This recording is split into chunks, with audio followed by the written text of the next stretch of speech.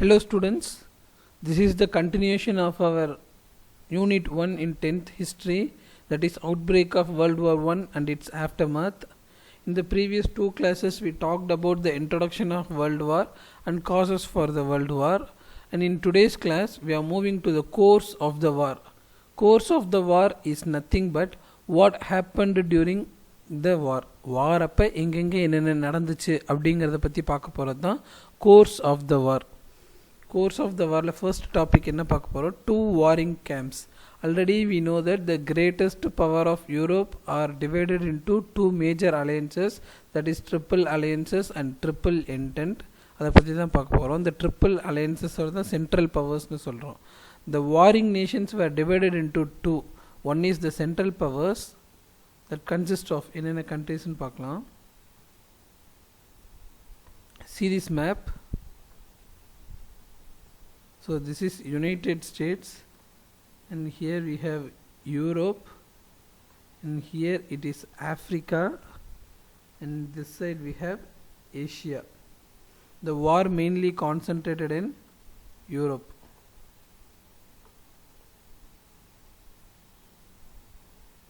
So the central power consists of Germany, Austria, Hungary, Turkey and Bulgaria. Italy, which were in the side of Germany and Austria, had left. First initially Italy யார் கூட தான் இருக்காங்க? Austria Hungary கூட தான் இருக்காங்க. But அவங்ககிட்ட இருந்து வெளியே வந்துடுறாங்க. ஏன் வெளியே வந்துடுறாங்கன்னா, as an attempt to recover Trentino in northeast Italy, where Italians lived in majority but remained as a part and parcel of Austria-Hungary, was not supported by Germany. So இட்டாலியோட ஒன் ஆஃப் த பார்ட் ட்ரென்டினோன்னு இருக்குது. அது யாரோட கண்ட்ரோலில் இருக்குது? Austria கண்ட்ரோலில் இருக்குது. But அதுக்கு ஜெர்மனி எதுவும் சப்போர்ட் பண்ணி ரீட்டைன் பண்ணி தரலை அப்படிங்கிறதுக்காக Italy got anger with Germany and Austria and Hungary and left the group. அவங்க குரூப்பில் இப்போ இட்டாலி இல்லை. Italy remained a neutral country. Neutral கண்ட்ரினா neither a supporter of central powers nor a supporter of allied powers. ரெண்டு பேர்த்துக்குமே support கிடையாது. Neutral country. When the war broke out, war start ஆகிறப்ப Italy ஒரு நியூட்ரல் கண்ட்ரியாக தான் இருந்துச்சு. But it decided to enter the war hoping to gain the territory in the north east. Britain, France and Italy signed the secret treaty of London in April 1915. இனிஷியலாக Italy is in the side of Germany, but அது அலையன்ஸ்லேருந்து வெளியே வந்து neutral கண்ட்ரியாக தான் இருக்குது. இருந்தாலும் இப்போ யார் கூட ஜாயின் ஆகிக்கலான்னு ஆசைப்பட்றாங்க? பிரிட்டனோட ஜாயின் ஆகிக்கலான்னு ஆசைப்பட்றாங்க. ஏன் பிரிட்டனோட ஜாயின் ஆகணும்னா, ஆஸ்ட்ரியாட் இருக்கிற இட்டாலியோட டெரிட்டரியை ரீகெயின் பண்ணணும்னா பிரிட்டனோட கேங்கில் ஜாயின் ஆகணும். So it entered a treaty with Britain, France. The treaty was called as treaty of London and it was signed in the year 1915, which Italy agreed to enter into the war against the central powers in return to the territory after the war. So அகெயின்ஸ்டாக, யாருக்கு அகெயின்ஸ்டாக வேலை செய்ய போகிறாங்க? Central powers. ஜெர்மனிக்கு அகெயின்ஸ்டாக வேலை செய்ய போகிறாங்க. யாருக்கு சப்போர்ட்டிவாக வேலை செய்ய போகிறாங்க? பிரிட்டனுக்கு சப்போர்ட்டிவாக இட்டாலி ஒர்க் பண்ண போகிறாங்க. எதுக்காக இதை பண்ணுறாங்கன்னா, to regain it's territory from Austria. This is central powers. Next one is allied powers. 9 states that opposed the central powers were Russia, France, Britain, Italy, United States. United States எங்கே இருக்குன்னு தெரியும் இல்லையா நமக்கு? United States, and then Belgium is here. Serbia, Romania and Greece. இவங்கெல்லாம் தான் யார் சைடில் இருக்காங்க? அலைட் பவர் சைடில் இருக்காங்க. These 9 countries declared war on the central powers in 1916 and 1917 respectively, but played a little part in the war. So இவங்க எல்லாருமே யாருக்கு அகெயின்ஸ்டாக வேலை செய்கிறாங்க? ஜெர்மனி, ஆஸ்ட்ரியா, ஹங்கேரி சென்ட்ரல் பவர்ஸ்க்கு ஆப்போசிட்டாக these 9 countries fighting. Most Americans wanted their country to remain neutral, and so in the first 3 years the United States gave only moral support and the valuable material aid to Britain and France. Most of the Americans என்னவா நினைக்கிறாங்க, எந்த பவருக்கும் support பண்ணாமல் நியூட்ரலாக இருக்கணும்னு தான் ஆசைப்படுறாங்க. So இருந்தாலுமே டைரெக்டாக வாரில் இன்வால்வ் ஆனாலுமே பிரிட்டனுக்கு சப்போர்ட்டிவாக தான் இவங்க மெட்டீரியல்ஸ் எல்லாம் சப்ளை பண்ணிகிட்டு இருக்காங்க USA. Tsar's abortive attempts for peace. Tsar Nicholas II of Russia suggested the powers that they meet together to bring about an era of universal peace. ரஷ்யாவோட லீடர் சார் நிக்கோலஸ் என்ன பண்ணுறாரு, சண்டையெல்லாம் வேண்டாம், எல்லாரும் அமைதியாக பேசி தீர்த்துக்கலாம் அப்படின்னு சொல்கிறாரு. In response to peace conference were held at The Hague in Holland in 1899 and 1907. So இந்த பீஸ் கான்ஃபரன்ஸ்க்காக எல்லா கண்ட்ரியும் மீட் பண்ணுறாங்க. எங்கே மீட் பண்ணுறாங்க? In Holland in the year 1899 and 1907. But in vain, அது சக்ஸஸ் ஆகலை, ஃபெயிலியர் ஆகிடுச்சு. பீஸ் கான்ஃபரன்ஸ்க்கு யாரும் ஒத்து வரல. Russia fought on the side of allies. உடனே ரஷ்யா யார் பக்கம் ஜாயின் ஆகிட்டாங்க? அலைடு பவர்ஸ் பக்கம் ஜாயின் ஆகிட்டாங்க. அலைட் பவர்ஸ்னால் the country which were in the side of Great Britain is called as allied powers. Next one is war in the western front or French front. Most of the war எந்த side நடந்துச்சுன்னா western யூரோப்பில் base பண்ணி தான் நடந்துச்சு. Because Germany, France, Italy, Austria, Hungary, UK எல்லாமே western சைடில் தான் இருக்காங்க. So it was mainly based on the western Europe. Germany steamrolled and smashed the resistance of people of Belgium. On the sides of allies, the burden of the fighting fell on the French army. Germany first எங்கே attack பண்ணுறாங்க? Belgium attack பண்ணுறாங்க. பெல்ஜியமால் Germany அப்போஸ் பண்ண முடியல. So பெல்ஜியம்க்கு ஏதோ ஒரு பிரச்சனைனா because of the alliance France have to support. So France கையில் அந்த பொறுப்பெல்லாம் வந்துடுது. On the side of the allied powers, the burden of the fighting fell on the French army. Within a month, Paris seemed almost doomed. Doomed in the sense, அவங்களால தாக்கு பிடிக்க முடியல. யார் அகெயின்ஸ்டாக தாக்கு பிடிக்க முடியல? ஜெர்மனி அகெயின்ஸ்டாக ஃப்ரான்ஸ்னால ஃபைட் பண்ண முடியல. பேட்டில் ஆஃப் டெனன்பர்க் அண்ட் மான். Meanwhile Russian forces invaded East Prussia.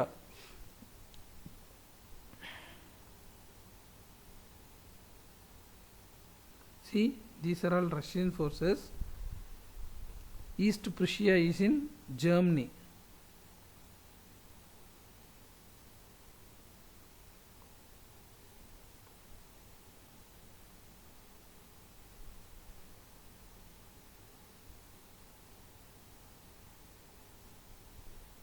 See this map, it will be very easy.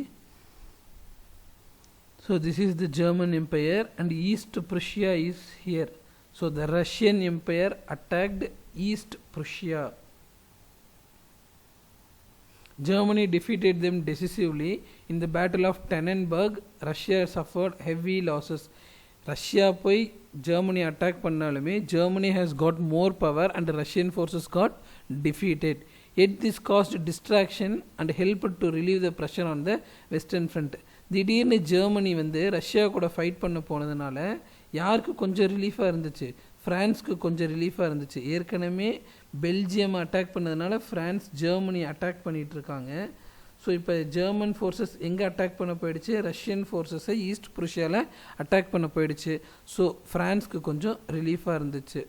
Because more concentration will be given on attacking Russia then France by Germany.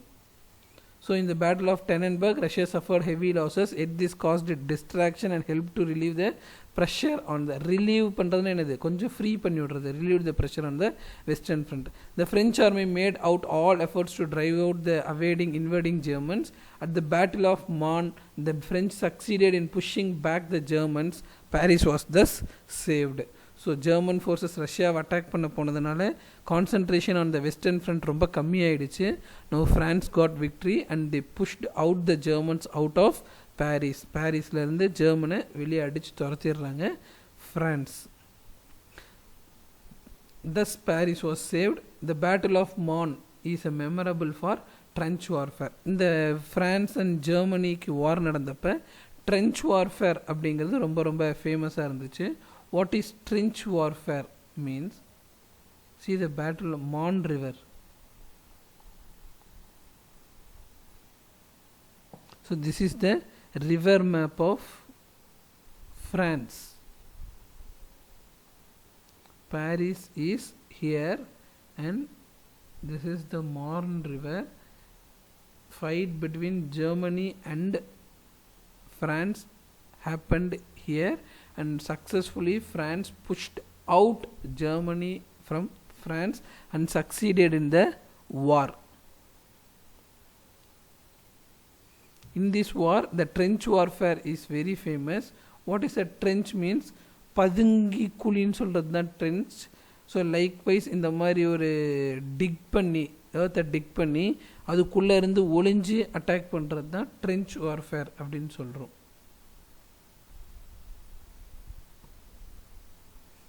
Trenches or ditches dug by troops enabled soldiers to safely stand and to protect themselves from the enemy fire. எனிமிட்டிருந்து ப்ரொட்டக்டிவாக attack பண்ணுறதுக்கு trench warfare ரொம்ப ஹெல்ப்ஃபுல்லாக இருந்துச்சு.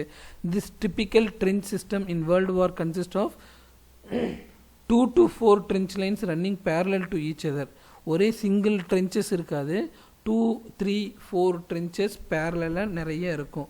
Each trench was dug in a type of zigzag. zigzagனு என்னது? வளைஞ்சு வளைஞ்சு இருக்கும். so that enemy standing at one end could not fire more than a few yards down its length. yards means a particular distance. அவ்வளோ தூரத்துக்கு மேலே எனிமியால் attack பண்ண முடியல. the main lines of the trench were connected to each other and to the rear. so 2, 3 பேரலாக இருக்கும்போது ஒன்றுக்கு பின்னாடி இருக்கிற ஒன்று எல்லாமே கனெக்டாக இருக்கும் ஒரு ட்ரென்ச்சுமே. எதுக்காக இந்த கனெக்ஷன் அப்படின்னு பார்த்தோம்னா, த்ரூ விச் ஃபுட், அம்யூனிஷன் அப்படின்னு என்னது, வார்க்கு தேவையான things, fresh troops, mail and orders were delivered. So first ட்ரென்ச்சஸில் இருக்கிறதுக்கும் பின்னாடி இருக்கிறவங்களுக்கும் கனெக்ஷன்ஸ் கண்டிப்பாக இருக்கும். அது மூலியமாக தான் ஃபுட்டு, வார்க்கு தேவையான திங்ஸு, புதுசாக வர war troops, control from the leader எல்லாமே ஷேர் ஆகிட்டு இருந்துச்சு. The sheer quantity of bullets and shells flying through the air in the battle conditions of the First World War compelled the soldiers to burrow to the soil to obtain shelter and survive. So பயங்கரமாக bullets வந்து attack பண்ணிகிட்டே இருக்கிற சமயத்தில் டைரெக்டாக லேண்டில் நின்று சோல்ஜர்ஸ்னால attack பண்ண முடியாது. So they need to burrow, ஒரு நிலத்துக்குள்ளே புதஞ்சிருந்து எனிமி ட்ரூப்ஸ் அட்டாக் பண்ணால் தான் அவங்களால அட்டாக் பண்ண முடியும். அண்ட் தென் சர்வைவ்னா என்னது, அவங்க உயிரை காப்பாற்றிக்க முடியும். So trench warfare is very famous in the Battle of Tannenberg and the Battle of Marne. Battle of Tannenbergங்கிறது ரஷ்யாவுக்கும் ஜெர்மனிக்கும் நடந்தது. Battle of Marne அப்படிங்கிறது ஃப்ரான்ஸுக்கும் ஜெர்மனிக்கும் நடந்தது. ஸோ ரஷ்யாவுக்கும் ஜெர்மனிக்கும் நடக்கும்போது ஜெர்மனி தான் ஹை பவர் சக்சீடிங்காக இருந்தாங்க. பட் ஃப்ரான்ஸுக்கும் ஜெர்மனிக்கும் நடக்கும்போது France got victory. Next one is Battle of Verdun.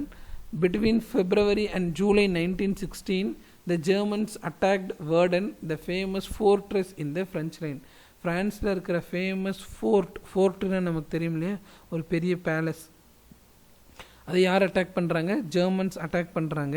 இந்த 5-month Battle of Verdun 2 million men took part and half of them were killed. This Battle of Verdun took place for nearly 5 months. அதில் 2 million people participate பண்ணுறாங்க, 1 million people were killed. The British offensive against Germans occurred near the river Somme. So இந்த இடத்துல river Som. So there the British offensive attack against the German occurred near the river Somme.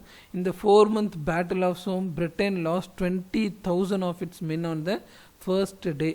So ஃப்ரான்ஸுக்கும் ஜெர்மனிக்கும் தான் இப்போ பிரச்சனை. Germany attacked the fort of France. Britain gave its support to France.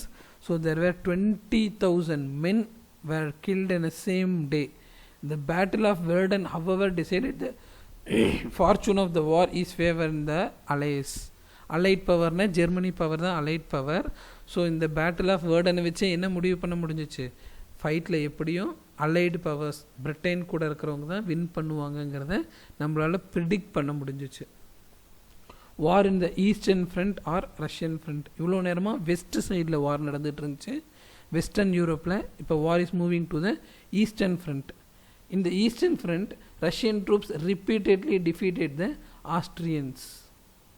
In the Eastern Front, Russian forces repeatedly defeated the Austrians. But the Russians were in turn defeated by the Germans. So Russia ஆஸ்திரியாவை ஜெயிச்சுக்கிட்டே வராங்க. But Germany ரஷ்யாவை ஜெயிச்சுக்கிட்டே வராங்க. Russia had the worst trained and equipped army and therefore Russian losses were the greatest. ரஷ்யாவோட army ரொம்ப பெரிய trained army, நல்ல equipped. What is equipped? நிறைய weapons இருக்கிற army கிடையாது. அதனால் ரஷ்யா தோத்துக்கிட்டே வராங்க. இன் 1917 the Tsarist regime in Russia was overthrown in a revolution. Already நம்ம பார்த்தோம், சார் நிக்கோலஸ் தான் ரஷ்யாவை கண்ட்ரோல் பண்ணுற லீடர்னு பார்த்தோம். அவரோட கண்ட்ரோலை தூக்கி போட்டுட்டாங்க. ஒரு ரெவல்யூஷன் நடக்குது. People rejected the control of tsarist regime and Russia wanted peace and consequently it cited the Treaty of Brest-Litovsk with Germany. 1918 என்ன ஆயிடுச்சு, இதுக்கு மேலே என்னால் வாரில் பார்ட்டிசிபேட் பண்ண முடியாது அப்படின்னு ரஷ்யா முடிவு பண்ணிவிட்டு it signed a peace treaty with Germany. இனிமேட் நான் உங்ககிட்ட சண்டைக்கு வர மாட்டேன் அப்படின்னு சொல்லி ஜெர்மனியோட ஒரு பீஸ் ட்ரீட்டி யார் சைன் பண்ணிடுறாங்க? ரஷ்யா சைன் பண்ணிடுறாங்க. After this the position of Germany became strong. இப்போ ரஷ்யா ஜெர்மனி அட்டாக் பண்ணாததுனால ஜெர்மனியோட பொசிஷன் ரொம்ப ரொம்ப ஸ்ட்ராங் ஆகிடுச்சு. It appeared as if the allies were going to lose. இப்போ என்னவா தெரியுது? அலைடு பவர்ஸ் தோற்று போயிடுவாங்க அப்படிங்கிற மாதிரி இருந்துச்சு. However USA came to their rescue and played a final decisive role in crushing Germany. Final ஸ்டேஜில் ஜெர்மனி ஜெயிக்கிற மாதிரி இருக்கும்போது அலைடு பவர்ஸ்க்கு யார் சப்போர்ட்க்கு வந்துடுறாங்க? USA சப்போர்ட்க்கு வந்துடுறாங்க. ஸோ ஆட்டோமேட்டிக்காக ஜெர்மனி என்ன ஆகிடுது? தோற்று போயிடுது. Minor theatres of the war in the middle east. Turkey also fought on the side of central powers. So Turkey யாரோட சப்போர்ட்டில் இருக்காங்க? சென்ட்ரல் பவர்ஸ் ஜெர்மனியோட சப்போர்ட் சைடில் இருக்காங்க. தோ Turkey met with initial success and the allied suffered reverses particularly in Mesopotamia and Gallipoli. So Mesopotamia is in Greece, Gallipoli is in Turkey. So இந்த ஏரியாலெலாம் சண்டை போடும்போது allied powers தோற்று போகிற மாதிரி இருந்தாங்க, சென்ட்ரல் பவர்ஸ் ஜெயிக்கிற மாதிரி இருந்தாங்க. இனிஷியலி ஸ்டார்டிங் ஸ்டேஜஸில் the Turks tried to attack Suez Canal. So Suez canal அப்படிங்கிறது எங்கே இருக்குன்னு பார்த்தோம்னா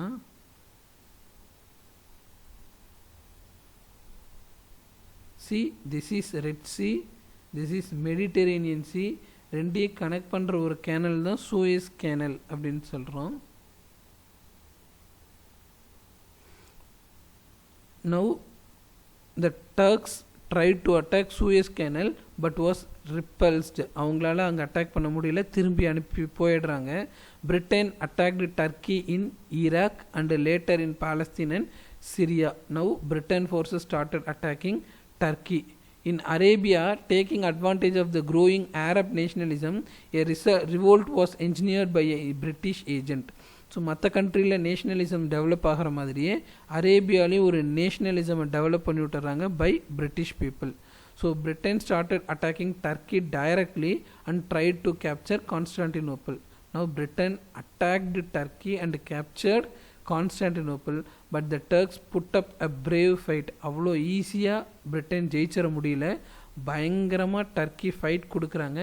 even then Turkey was defeated by the British in the Middle East. In the Far East என்ன நடக்குது அப்படின்னா China also joined the Allied powers. Allied powersனால் நமக்கு தெரியும் Britain side தான் Allied powers. China joined the Allied powers. Japan was able to capture the provinces of Kyushu given by Germans to China in the provinces of Shantung Peninsula. So சைனாவுக்கு Germany ஒரு place தராங்க, that is called as Kiaochow provinces, but that was captured by Japan. So சைனாவோட ஒரு பிளேஸை Japan capture பண்ணிக்கிறாங்க. There was no war in the Far East so far. Japan made use of this occasion to threaten China into ceding valuable concessions and privileges. இவ்வளோ நேரமாக இந்த eastern சைடில் ஒன்றும் பெருசாக வார் நடக்கலை, வெஸ்டர்ன் சைடில் தான் வார் நடந்துகிட்ருக்குது. இந்த சுச்சுவேஷன் அவங்களுக்கு அட்வான்டேஜாக யூஸ் பண்ணிக்கிட்டு ஜப்பான் என்ன பண்ணுறாங்க, சைனாவோட டெரிட்டரிஸ் எல்லாம் கேப்சர் பண்ண ஆரம்பிக்கிறாங்க. இந்த Balkan already we know Balkan countries Serbia, Bulgaria, Albania, Greece and Montenegro இதெல்லாம் தான் பால்கன் கண்ட்ரிஸ்னு சொல்கிறோம். The Austro-German army, Austria and German army in coordination with Bulgaria. யார் யார் இருக்காங்க? Austria, Germany and Bulgaria. யார் அட்டாக் பண்ண போகிறாங்க? செர்பியாவை அட்டாக் பண்ண போகிறாங்க. See here, Austria, Germany and Bulgaria is going to attack Serbia. Serbia came under German rule. இவ்வளோ பேர் அட்டாக் பண்ணுறதை கண்ட்ரோல் பண்ண முடியாமல் Serbia got defeated. Now Serbia was under German rule. Romania watched the course of the war. இந்த Serbia கூட சண்டை போட்டு செர்பியாவை அவங்க கேப்சர் பண்ணிடுறாங்க. ஸோ இதை பார்த்துட்ருக்குறாங்க. யார் பார்த்துட்ருக்காங்க? Romania watched the war in August 1916, automatically joined the Allied powers. So இப்போ ஆஸ்ட்ரியாவும் பல்கேரியா ஜெர்மனி சேர்ந்து செர்பியாவை கேப்சர் பண்ணிட்டாங்க. அடுத்து நம்ம கண்ட்ரிக்கு தான் அட்டாக் பண்ண வருவாங்கன்னு தெரிஞ்சுக்கிட்டு ருமேனியா என்ன பண்ணுறாங்க? Joined the opposite side, that is allied power. Britain பக்கம் போய் ருமேனியா ஜாயின் ஆகிடுறாங்க. Romania also passed Romania watched the course of the war and in August 1916 joined the Allies. Romania also passed under Austro-German occupation. Even then அவங்க Allied powers பக்கம் join பண்ணாலுமே Germany and Austria captured Romania also. So now the Balkan countries were under the control of central powers, that is Germany, Austria-Hungary side. Fate of Germany colonies in Africa. Already நமக்கு தெரியும். இந்த European countries எல்லாம் Asian கான்டினென்ட்லேயும் African கான்டினென்ட்ஸ்லேயும் ஃபுல்லாக colonies occupy பண்ணி வச்சுருந்தாங்க.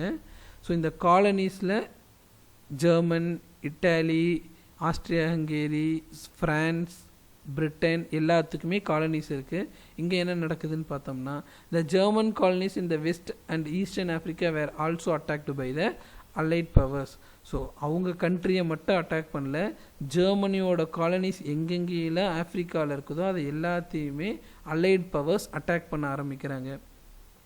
As these colonies were quite far from Germany, they could not receive any immediate help, therefore surrendered to the Allied powers. ஜெர்மனியிலேருந்து ஜெர்மன் காலனிஸ் எல்லாமே ரொம்ப தூரமாக இருக்கிறதுனால சடனாக ஜெர்மனியால் சப்போர்ட் பண்ண முடியல. So the German colonies in Africa came under the power of Allied powers. Britain, France ஓட பவர் கீழே ஜெர்மன் காலனிஸ் எல்லாமே கேப்சர் பண்ணிடுறாங்க. Italy falls to Austrian onslaught. Italy formally joined the Allies in May 1916. இப்போ Italy யாரோட சைடில் இருக்காங்க? Allied powers சைடில் இருக்காங்க. Italians were fighting with Austria and continued to sustain their resistance. So Italy யாரோட சைடுக்கு வந்துட்டாங்க? Allied power சைடுக்கு வந்துட்டாங்க. Now a war started between Austria and Italy. Italians were fighting with the Austrians and continued to resist. தடுத்து நிறுத்திட்டு இருந்தாங்க. But Germany came to the support of Italy and Italy was collapsed. Austria மட்டும் attack பண்ணிட்டு இருக்கும்போது Italy manage பண்ணாங்க. But when Germany came to the support of Austria, Italy was collapsed. Italy was defeated. Central power விக்டரின்னு நமக்கு தெரியும், win பண்ணுறது. The Central Power successfully occupied Belgium and a part of France in the northeast Poland, Serbia and Romania. இப்போ central powers ஜெர்மனியோட alliance எங்கெங்கெல்லாம் occupy பண்ணிட்டாங்க?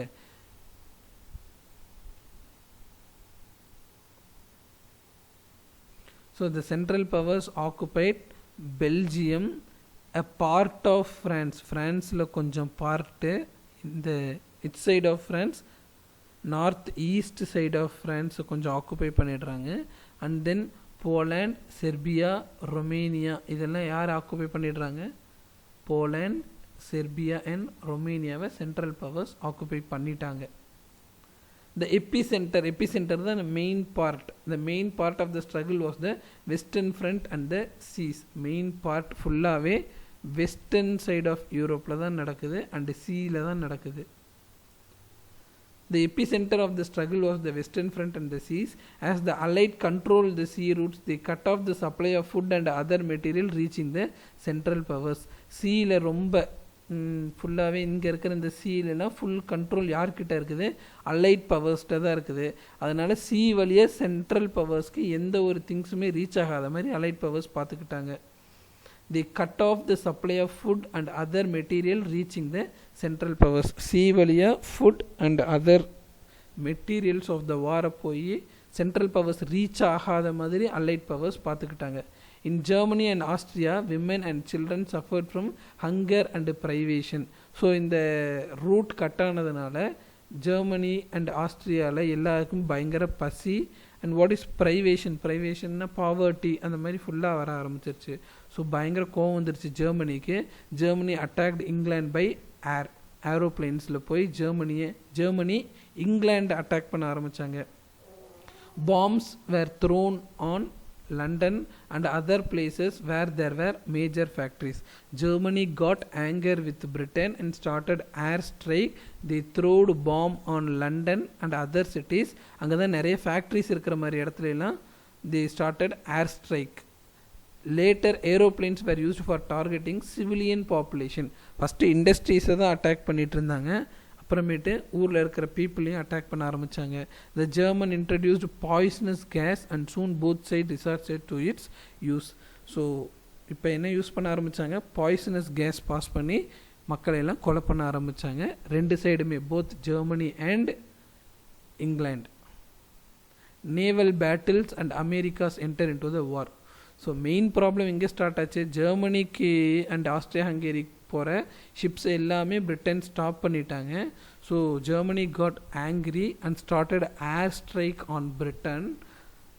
So poisonous case எல்லாம் use பண்ண ஆரம்பிச்சிட்டாங்க. நவ் நேவல் பேட்டில்ஸ், கடலில் என்ன சண்டை நடக்குது அப்படின்னு பார்த்தோம்னா, இன் 1916 a naval battle is called as Battle of Jutland had taken place in the North Sea. இது நார்த் சீன்னு நமக்கு தெரியும் இல்லையா, this is North Sea. There came a battle between Germany and Britain. The British won the battle யார் win பண்ணிடுறாங்க, British win பண்ணிடுறாங்க.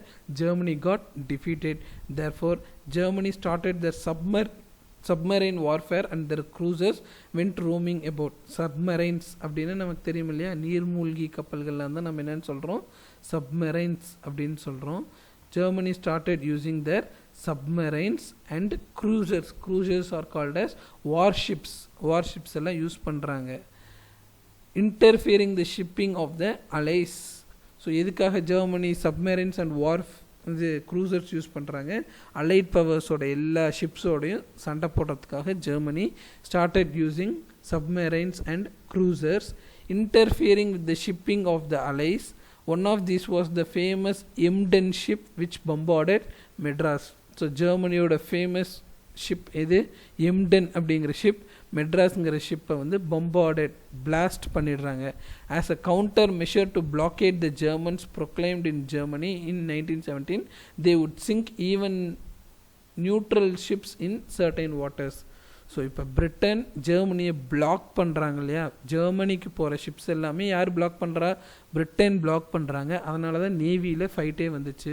Now அதோட counter attack, அதுக்கு பதிலடி கொடுக்குற மாதிரி தான் German started attacking Britain ships and neutral ships. வேறு எந்த கண்ட்ரியோட ஷிப்ஸ் அந்த சைட் போனாலுமே Germany started attacking ships using their submarines and cruisers. This meant all the ships in the British waters, whether owned by the countries involved in the war or not, would be the target for German submarines. So அவங்களோட enemy கண்ட்ரிஸோட ஷிப்பை மட்டும் அவங்க sink பண்ணல, எந்த கண்ட்ரியோட ship வந்தாலுமே Germany attack பண்ண ஆரம்பிச்சிட்டாங்க. Likewise, Lusitania, an American ship, was torpedoed by the German submarine.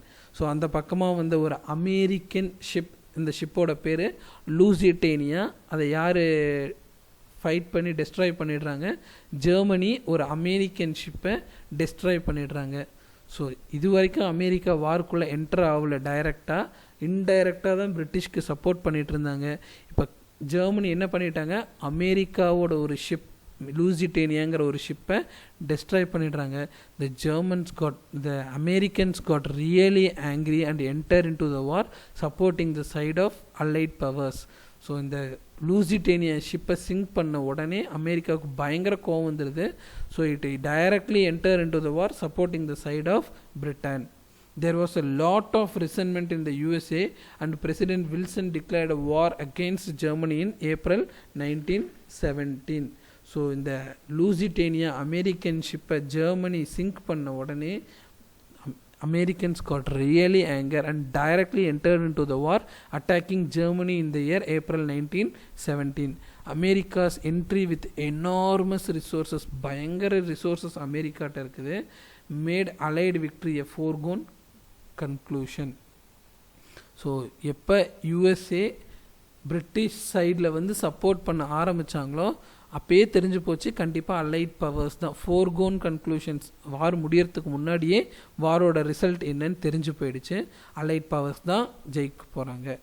German submarines were extremely effective, நல்லா ரொம்ப எஃபிஷியண்ட்டாக ஒர்க் பண்ணுச்சு. During March and April 1917 about 600 merchant ships were sunk. So opposite கண்ட்ரின்னு கிடையாது, எந்த கண்ட்ரி ஷிப் வந்தாலுமே இந்த ஜெர்மன் சப்மரைன் என்ன பண்ண ஆரம்பிச்சிச்சு, கடலுக்குள்ளே மூழ்கடிக்க ஆரம்பிச்சிச்சு. லைக்வைஸ் 600 ஷிப்ஸை ஜெர்மன் சப்மரைன்ஸ் என்ன பண்ணியிருக்குது, sunk in to the sea. So இந்த வார் எப்படி ஸ்டார்ட் ஆகுது, இனிஷியல் ஸ்டேஜஸில் ஜெர்மனி விக்ட்ரி ஆகிற மாதிரி இருந்துச்சு. பட் ஃபைனல் ஸ்டேஜில் central powers, that is countries which were on the side of Germany got defeated. அதோட மெயின் ரீசன் என்னன்னு பார்த்தோம்னா, இந்த லூசிட்டேனியா அமெரிக்கன் ஷிப்பை ஜெர்மன் சங்க் பண்ண உடனே தான் Americans got angry and came in to the support of Britons and started attacking Germany. So automatically Germany got defeated and the allied powers got victory. That's it for today's class. We'll meet in the next class. Thank you, students.